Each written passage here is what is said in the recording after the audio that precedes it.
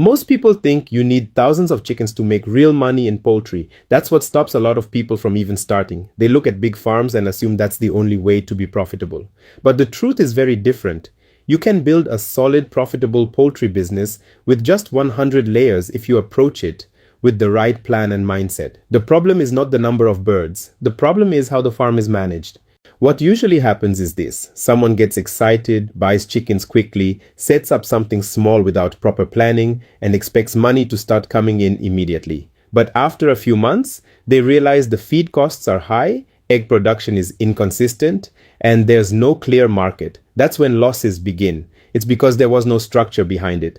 Poultry farming is a business, and like any business, it rewards planning and punishes guesswork. If you start with 100 layers and treat it seriously from day one, that number is enough to teach you everything you need to know about production, cost control, and selling. It's actually one of the best entry points because your risk is lower, your mistakes are cheaper, and you still have enough scale to generate meaningful income. Instead of chasing size, the focus should be on building a system that works.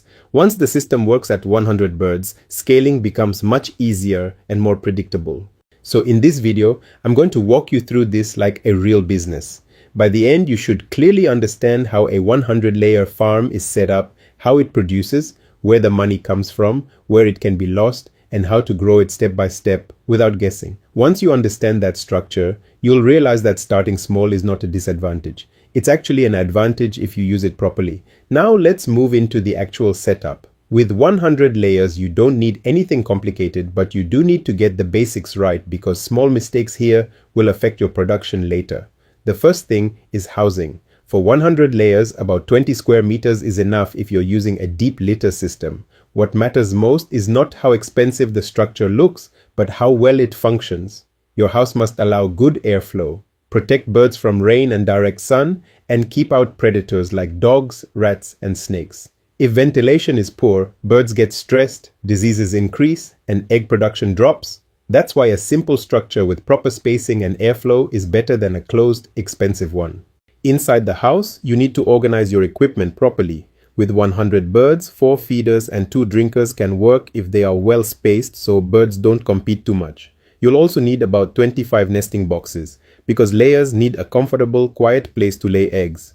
If nesting space is not enough or poorly placed, birds start laying eggs on the floor, which leads to breakage and losses. Another thing people underestimate is lighting. Layers need about 14 to 16 hours of light daily to maintain consistent egg production. If natural daylight is not enough, you add simple bulbs in the evening. This is about extending the birds' active time so they keep eating and producing consistently. Also, even before your birds arrive, you should think about brooding and early care if you're starting with young birds. Chicks are very sensitive to cold, poor feeding, and dirty environments. That's why having a heat source ready, a clean brooder space, and a feeding plan from day one is critical. So at this stage, the goal is simple. Don't overbuild, but don't ignore the fundamentals. A well-ventilated house, enough feeding space, proper nesting, consistent lighting, and good early care will determine whether your 100 birds perform like a business or struggle like a backyard flock. Once your setup is right, the next thing to understand is production, because this is where your business either becomes predictable or completely unstable. With layers, everything revolves around consistency. A well-managed flock of 100 layers should average around 80% laying rate. That means on most days, you're collecting about 80 eggs. Some days it might be slightly higher, some days lower, but over time it balances out. In a month, that gives you roughly 2,400 eggs. But reaching that 80% is not automatic. It depends heavily on how well you manage feeding, water, lighting, and stress. Feed is the most critical factor in production. If the feed is not enough, not balanced, or inconsistent, egg production drops almost immediately. Layers convert feed into eggs, so any mistake in feeding shows up quickly in your results. That's why consistency in feeding time and quantity matters just as much as the feed itself. Water is just as important. Many people focus on feed and forget water, but a layer that doesn't drink enough cannot produce properly. Water must always be clean and available. Even a few hours without water can affect production for days. Lighting, as mentioned earlier, also plays a direct role. If birds don't get enough light, their laying cycle slows down. Stress is another hidden factor. Sudden changes, overcrowding, loud environments, or poor handling can reduce egg production without you realizing it immediately. Layers perform best in a calm, stable environment. That's why consistency in daily routine matters more than occasional effort. So when you look at your 100 birds, don't just see chickens. See a production system. If you manage that system well, those birds will give you predictable output every day. And once your production becomes predictable, the rest of the business, especially income and planning, becomes much easier to control. Now that you understand production, the next part is where the real business thinking starts, turning those eggs into consistent money. With 100 layers producing around 80 eggs per day, you're running a daily cash flow system. But the key mistake many farmers make is waiting for buyers to come instead of building a structure for selling. If you depend on random customers, your income will always be unstable. Some days you sell everything, other days eggs accumulate. The smart approach is to identify your buyers early and build relationships before production even peaks. Think about the people around you who consume eggs regularly. These could be families, small shops, local food vendors, or small restaurants. At this level, marketing does not need to be complicated. It is about visibility and trust. If people know you have fresh eggs available regularly, and you are consistent in delivery, they start relying on you. And in poultry farming, reliability is more valuable than even slightly lower prices. A customer will stay with the farmer who is consistent rather than one who is cheap but unreliable. This is also where structure becomes important. Instead of selling randomly every day, you can organize your sales. For example, you can agree with certain buyers to take a fixed number of eggs on specific days. This creates predictability for both you and the customer.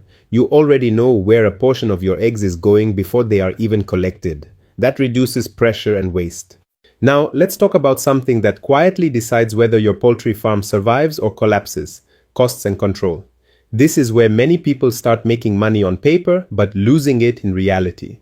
In a 100-layer system, your biggest and most consistent expense is feed. In fact, feed is not just a cost item, it is the engine of your entire production. If feed is well planned, your birds stay productive and your income becomes stable. If feed is poorly managed, everything else falls apart no matter how good your housing or marketing is. That's why successful farmers focus on feed efficiency more than anything else. The mistake most beginners make is underestimating total feed consumption. They buy birds, start feeding day by day, and only later realize how much feed is required per month. At that point, they are forced to either reduce quality or struggle financially, and both options affect production. That's why planning feed in advance is what separates a controlled farm from a struggling one. But feed is not the only cost. You also have vaccines and basic medication, which are not optional in poultry farming. Preventing disease is always cheaper than treating outbreaks. Then there is water management, lighting costs if you are using bulbs, and small but constant expenses like repairs, disinfectants, and transport. Individually, these look small, but together they affect your overall profit if you don't track them. This is why poultry farming should never be run blindly. Even at 100 birds, you should think in terms of inputs and outputs. How much feed goes in, how many eggs come out, and what is left as profit. When you start thinking this way, you begin to see leaks in your system early before they become losses. So at this point, the goal is not just to reduce costs, but to control them. Because in poultry farming, profit is rarely destroyed by one big mistake. It is usually lost through small, repeated inefficiencies that no one is tracking. And once you control those, your farm becomes much more stable and predictable. Now let's bring everything together and talk about the part that actually determines your long-term success in poultry farming: growth. Once your 100-layer farm is stable, producing consistently, and covering its costs, the next instinct most people have is to expand quickly. But growth in poultry is not about rushing. It is about using the system you already built and scaling it in a controlled way. If you expand without structure, you simply multiply your problems. If you expand with structure, you multiply your income. The best way to grow is to reinvest. Instead of taking all the money out of the business, you channel a portion of it back into the farm. That could mean adding more layers, improving housing, strengthening biosecurity, or increasing feed capacity so you can handle a larger flock without stress. This is how a 100-layer farm gradually becomes 200, then 300, and eventually much more. What matters most is that every expansion step is supported by the same system you built at 100 birds. If your 100-layer setup is not organized, scaling will expose all the weaknesses. But if your system is solid, scaling becomes easier because you are simply repeating something that already works. And this is the key mindset shift. Poultry farming is not about one big breakthrough. It is about small, consistent improvements stacked over time. Every cycle teaches you something. Every batch improves your management. Every reinvestment pushes your farm forward. So when you look at your 100 birds, don't see a small beginning. See a system you can control, improve, and grow step by step into a serious business if you stay consistent, disciplined, and focused on reinvesting instead of rushing to spend early profits. That's how real poultry businesses are built. Not by luck and not by starting big, but by structure and patience over time. If you want to make planning and tracking easier, check the link in the description to access practical tools that help you organize your farm, control your costs, and monitor your progress properly. If this helped you, like the video and subscribe for more practical poultry content. And go ahead and watch the next video on your screen to keep learning. See you in the next one.